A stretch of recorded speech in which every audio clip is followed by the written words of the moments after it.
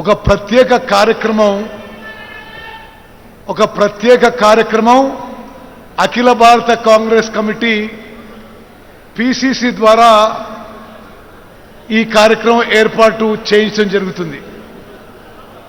ఈ మధ్య పెహల్గాంలో జరిగిన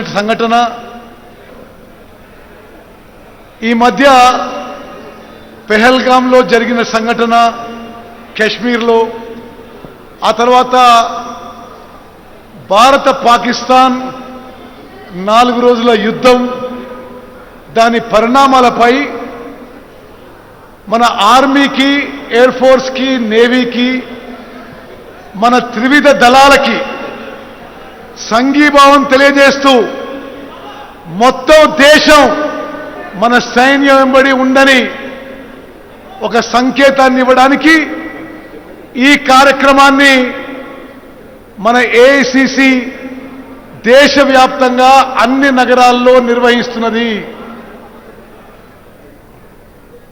పహల్గాం కాశ్మీర్లో జరిగిన సంఘటన అమానవీయమే కాదు, ప్రపంచంలో టెర్రరిస్ట్ యాక్ట్స్ లో అత్యంత క్రూరమైనది. మన అన్నలు, తమ్ముళ్ళు, భారతీయులని పాకిస్తాన్ ఉగ్రవాదులు, పాకిస్తాన్ ప్రేరేపించిన టెర్రరిస్టు వాళ్ళకి ట్రైనింగ్ ఇచ్చి, వాళ్ళకి నేర్పించి, వాళ్ళకి ఆయుధాలు ఇచ్చి కాశ్మీర్ లోపలికి పంపించిన పాకిస్తాన్ ఉగ్రవాదులు మన సోదర భారతీయులని 26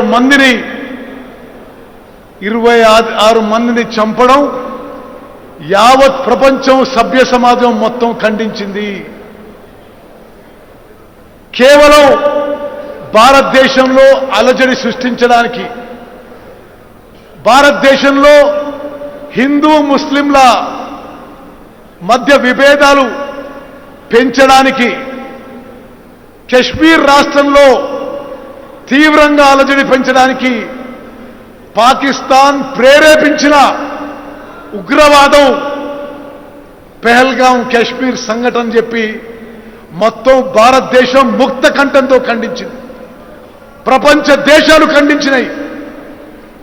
ఈసారి పాకిస్తాన్కి సరి అయిన గుణపాఠం నేర్పించాలనే ఉద్దేశంతో భారత సైన్యం, భారత వాయుసేన, ఇండియన్ నేవీ పాకిస్తాన్కి దాడి చేసి వాళ్ళ ఉగ్రవాద హెడ్ క్వార్టర్స్, జైషే మహమ్మద్ కానీ, లష్కరే తోయిబా కానీ వాళ్ళ హెడ్ క్వార్టర్స్ని మరి పూర్తిగా ధ్వంసం చేయడం జరిగింది. భారత సైన్యం, భారత ఎయిర్ ఫోర్సు అత్యంత శూరత్వం, అత్యంత యుద్ధంలో నైపుణ్యం ప్రదర్శించి ప్రతి భారతీయుడు గర్వపడే విధంగా ప్రపంచంలోనే భారతదేశం అంటే ఏందో మన సైన్యం, మన ఎయిర్ ఫోర్స్ నిరూపించింది. పాకిస్తాన్లో ఉన్న 9 ఉగ్రవాద కేంద్రాలని భారతదేశం ఎయిర్ ఫోర్సు పూర్తిగా ధ్వంసం చేసింది. ఆ తర్వాత పాకిస్తాన్ కొన్ని నగరాలపై, కొన్ని ఇండియన్ ఎయిర్ ఫోర్స్ బేసెస్ పై కొన్ని దాడులు చేయడం జరిగింది.